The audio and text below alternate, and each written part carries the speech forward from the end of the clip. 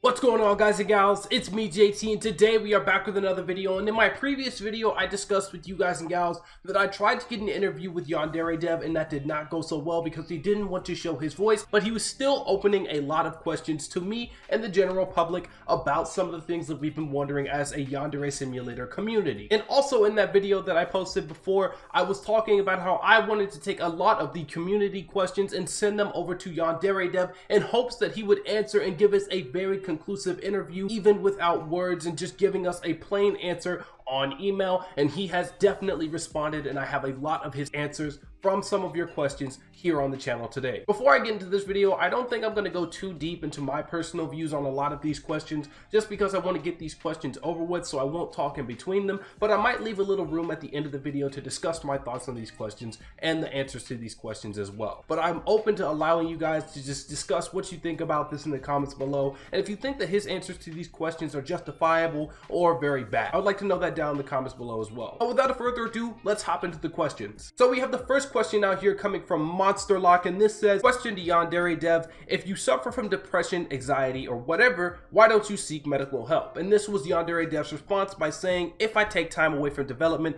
people will get mad at me and treat me worse. Then we have a second question here from Starion the Fox saying, a question for YandereDev: why do you not like Love Letter? Now, while YandereDev did not exactly answer this, he linked me to a site that explains his thoughts on Love Letter, so I sort of wanted to read the paragraph from his whole sentence structure there. And in that sentence structure, he said, someone extracted Yandere Simulator's assets, dropped those assets into Unity, and created a very primitive game prototype and made the trailer announcing their quote-unquote game. Despite the fact that their prototype only contained a fraction of the functionality of Yandere Simulator, a narrative was born that someone recreated the entirety of Yandere Sim in only 2 weeks. Even though it wasn't true, it was an entertaining concept, and so the narrative that people chose to spread.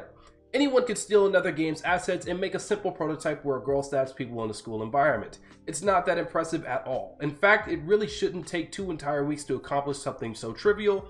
However, most people simply do not understand this. Instead of roasting the thief over an open fire, he actually received praise for stealing my assets and implementing the most basic bare bones mechanics of Yandere Simulator. So that is all there from the passage there, and hopefully that answers that question that you have there. The next question we have here is from Becker, and it says, a question from YandereDev: do you feel like you could have reacted better to this? And if you do, how do you feel about this? YandereDev said, I've never provided any sort of reaction whatsoever. Well, we'll get in a little bit to more of that later. A question here from CyberRays, which says, is it true that you bought a sex doll for $4,000 US and designed it after the student My Waifu with the Patreon money? And for a simple answer, YandereDev just says nope. For question number 5, Laura S says, are you still upset about the new game Love Letter even though they're replacing their models? If so, why? YandereDev also continues to link the previous source that he has linked there, and this further goes over exactly what I just explained for question 2, so that will answer the questions there on that point. Question number 6 is from Lester Ojaz, and it says here, for YandereDev, someone has created Osana with a mod and has done so much with it. Have you contacted with the person if you could maybe collaborate with him or create Osana at a quicker pace? There are many mods with the game, and maybe you could use the talent of some mod creators to help you. YandereDev responds here by saying, that's not their work, that's my work. All they did was unlock the features I had already put into the game. Got question number 7 here from Retriever Gaming saying, question for YandereDev: has the amount of attention your game has gotten impacted the way you developed or seen your game? And then YandereDev said the question is too vague. Got question number 8 here from Maton that says, question for Alex: have you thought about getting a new development team so you could speed up the development of the game?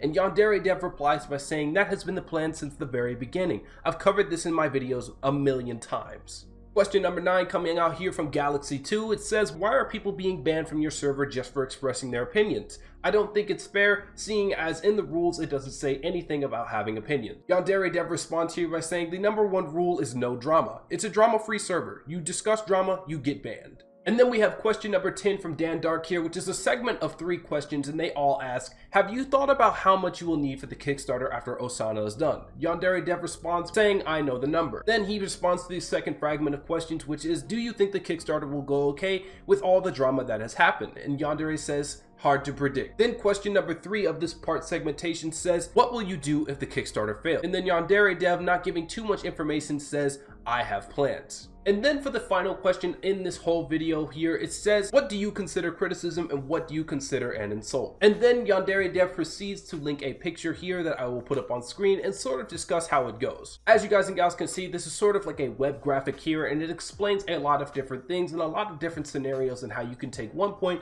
and get to the other. The first scenario is giving an example on the trees in Yandere Simulator, and this is how it goes. It says here, you dislike the trees in the game, so you decide to criticize the trees. He goes about a very unconstructive path by just spewing curse words and whatnot, and that is labeled as unconstructive, which YandereDev goes and informs you that the trees are placeholders, and people get upset and yell at YandereDev. Then this goes in here, it goes from dislike the trees in the games to criticizing the trees to saying the trees suck. And when you decide to criticize these trees, it goes into a pile known as unconstructive, and YandereDev informs you about the placeholders, and people get pissed off and scream at YandereDev.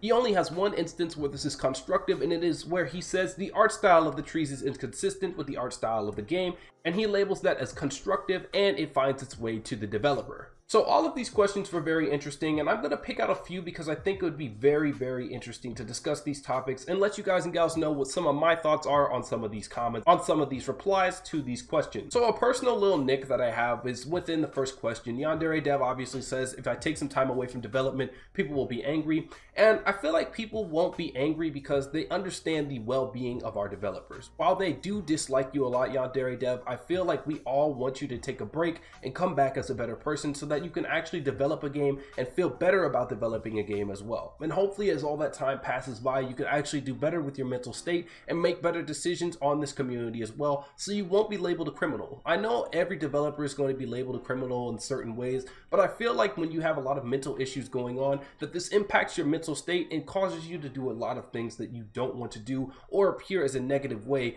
when you don't really mean to do that. I really hope that you take a break and that you announce it to your audience, because I'm pretty sure that a lot of people would appreciate you taking a month, maybe even a year off break to come back and make a good game. Another question that sort of gets to me, and it's from Fecker on question 3, which asks about YandereDev's reactions, and YandereDev says that he doesn't feel like he's reacted in any sort of way, and I feel like that's kind of negative and very vague, because you definitely have reacted in certain ways. While you make claims that you didn't personally go out and DMCA the game, Sleuth, and how you've made these claims about how you're banning people on Discord because they're being disrespectful, because you're seeing a lot of memes coming up in your server, I think there are better ways to go about it. If you go out and publicly state, hey, these memes are mean, please stop doing that, in a better way and to a larger audience by using like your YouTube channels or that Twitter that you haven't tapped into in about a year or so, I think you might have better progress in trying to make this meme something more deliverable. I, for one, have had a lot of hate on my channel. I recently got done getting hated on by SMT fans, where I made the mistake of calling SMT3 Persona 3, and that was like a very big mistake. A lot of people witch hunted me for that, but I took it with a grain of salt and I headbutted the whole situation by saying, you know what? Yeah, I messed up. You know what? It was a very funny meme. I sort of made a mistake, and I'm going along with it, and I'm just doing the best that I can to make this situation that's negative more positive. I know a lot of people don't like waking up seeing memes of them, but this meme was something that really spiked your growth and really has led to a lot of the things that have given you a lot more recognition nowadays. So I feel like if you, YandereDev, attack these memes and attack all of these things with more of a positive flip note and a positive footing, you might be able to turn the whole situation around and make this meme something more memorable than something that you want to forget. I have to go with question number 4, talking about the $4,000 sex doll, because it's very interesting about that unique and very sharp reply.